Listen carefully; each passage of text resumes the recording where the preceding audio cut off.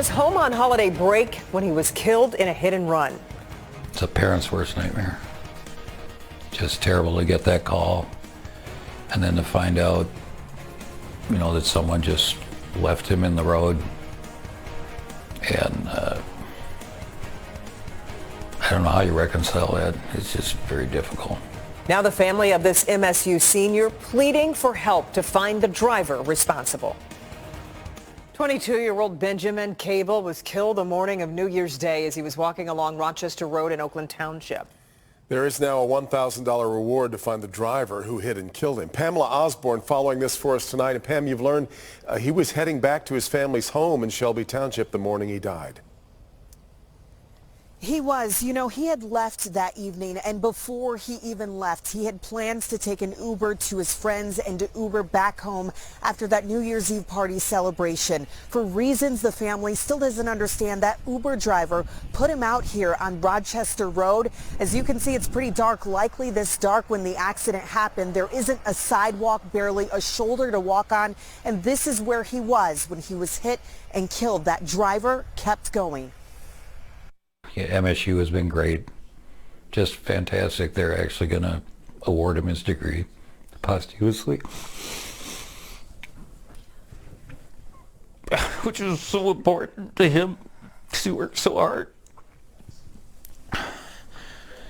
But it's just such a hard thing to say goodbye to your son. There's an emptiness in the Cable home. This was the year Michael, Stacy, and Ben's 5 siblings were to celebrate him. The 22-year-old was a semester away from getting his degree in electrical engineering. He was home for the holidays, celebrating with friends New Year's Eve when he became the victim of a fatal hit and run. Never would drink and drive. Dad Michael says an Uber took Ben to the party. Things did not go as planned on the ride home. The driver put him out on Rochester Road near Wims Lane in Oakland Township. He texted his friends that they kicked him out and he was walking from there. Ben didn't make it far. A witness who saw Ben walking also watched as a woman in a BMW 3 Series, possibly white and similar to this one here, hit him. That man got out. He tried to save Ben as the woman drove away. You need to do the right thing.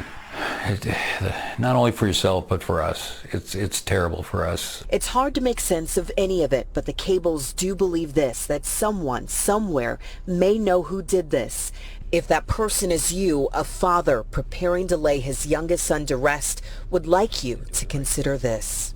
This is going to haunt you the rest of your life, and it's going to haunt us the rest of our lives as well. But at least there could be some closure. And Ben graduated from Rochester High School. He was a wrestler. He played football, had so many friends there and at MSU. And that is how family said they're going to remember him as a great kid who was loved by so many. Another note about that BMW, it's either white, gray, or possibly silver. Police believe it's going to have some sort of front end damage to it, maybe even missing parts of his grille. That driver is believed to be a woman in her mid-30s. So if any of this sounds at all familiar to you, Oakland County Sheriffs, they need you to pick up the phone and give them a call now. Reporting live in Oakland Township, I'm Pamela Osborne, Local 4. It's a heartbreaking situation. All right, Pam.